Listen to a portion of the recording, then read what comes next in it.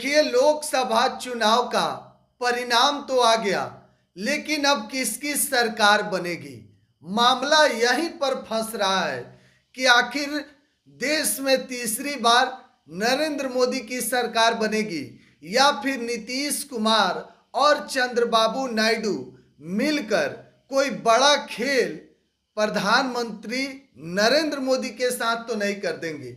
देखिए, नीतीश कुमार का तेवर भी कुछ अब बदला बदला नजर आ रहा है। कल से ही जब से नीतीश कुमार के पार्टी को बिहार में अच्छा खासा सीट आया है, देखिए जेडीयू के 12 उम्मीदवार चुनाव में जीत दर्ज किए हैं, यानी कि 16 सीट नीतीश कुमार के पार्टी को बिहार में दिया गया था और 12 सीट पर उनका कैंडिडेट जीता है। तो अब समझिए फॉर्मूला कि आखिर प्रधानमंत्री कैसे बनेगा, नीतीश कुमार क्यों इस तरीके का काम कर रहे हैं। देखिए, बीजेपी चाहेगी कि नीतीश कुमार के पार्टी को जैसे 12 जो सीट है तो उसमें कई को जो मनपसंद होगा मंत्रालय दे सकती है, क्योंकि वैसा ही वक्त है। नीतीश कुमार को साथ लेकर चलना अब मजबूरी हो गया है। हालांकि नीतीश कुमार अगर अकेले अलग भी हो जाते हैं एनडीए से तो भी नरेंद्र मोदी की सरकार बन सकती है, और टीडीपी अगर साथ में अलग हो जाते हैं तो तब जाकर प्रधानमंत्री नरेंद्र मोदी के साथ बड़ा उलटफेर हो सकता है। आपको हम आंकड़ा से समझा रहे हैं, 543 लोकसभा सीट पूरे देश में है। सरकार बनाने के लिए एक 272 सीट चाहिए, यानी कि 272 जो जादुई आंकड़ा है, बहुमत का आंकड़ा है। अब देखिए 290 सीट उनके पास ऑलरेडी है, यानी कि 18 सीट अधिक है बीजेपी के पास। अब अगर नीतीश कुमार को हटा दिया जाए तब देखिए कितना होगा। अगर 290 में से आप 12 सीट अगर हटाते हैं तो 278 सीट होता है, तभी भी सरकार बन जाएगी नरेंद्र मोदी की। लेकिन अगर 290 में से चंद्रबाबू नायडू यानी कि 16 सीट उनका हटाया जाएगा तो भी सरकार बन जाएगी 274 पर नरेंद्र मोदी की। लेकिन अगर नीतीश कुमार और चंद्रबाबू नायडू मिलकर अगर अपना समर्थन एनडीए से वापस ले लेते हैं तब फिर खेला हो जाएगा। देखिए 12 सीट इनके पास है और 16 सीट टीडी के पास, यानी कि चंद्रबाबू नायडू के पास 16 सीट, नीतीश कुमार के पास 12 सीट, कुल मिलाकर 28 सीट हो गया। अब अगर 290 में से 28 सीट घसकाइएगा तो मामला फंस जाएगा।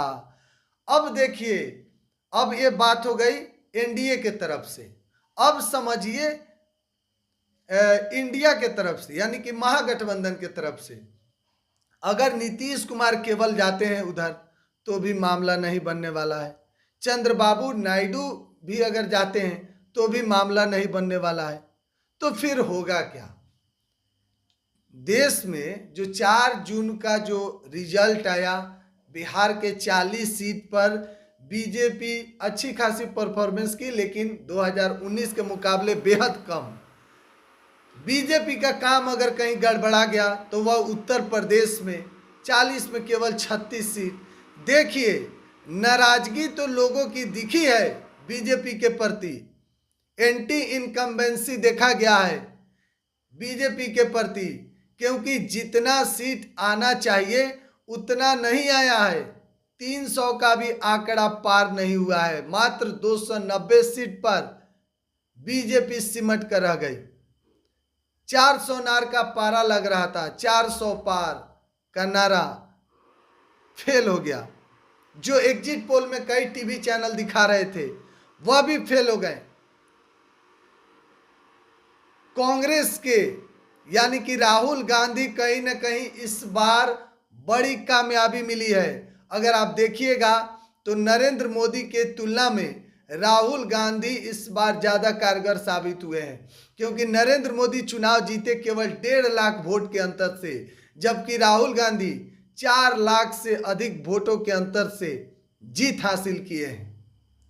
तो देखिए, राहुल गांधी के पार्टी को भी जो आंकड़ा में दिखाया जा रहा था कि 200 पार भी नहीं करेंगे इंडिया अलायंस, लेकिन 200 तो छोड़िए, अच्छा खासा अंक ला लिया।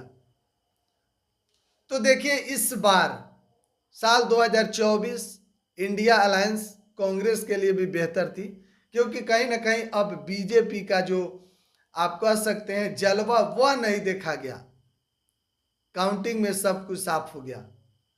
फिर भी देखिए, बहरहाल किसकी सरकार बनती है, सरकार नरेंद्र मोदी की ही बनेगी, क्योंकि बहुमत उनके पास है और इधर इंडिया अलायंस के पास बहुमत नहीं है। तो जो भी खबरें चल रही है लगभग गोल गोल घुमाकर है, लेकिन सरकार नरेंद्र मोदी की बनेगी, एनडीए की सरकार बनेगी। बहुत बहुत धन्यवाद। बिहार 100 आप देख रहे हैं और चैनल पर नए तो प्लीज़ आप लोग चैनल को सब्सक्राइब करिए। इतना मेहनत करके वीडियो बना रहे हैं, आप लोग चैनल को जरूर सब्सक्राइब करें। बहुत बहुत धन्यवाद।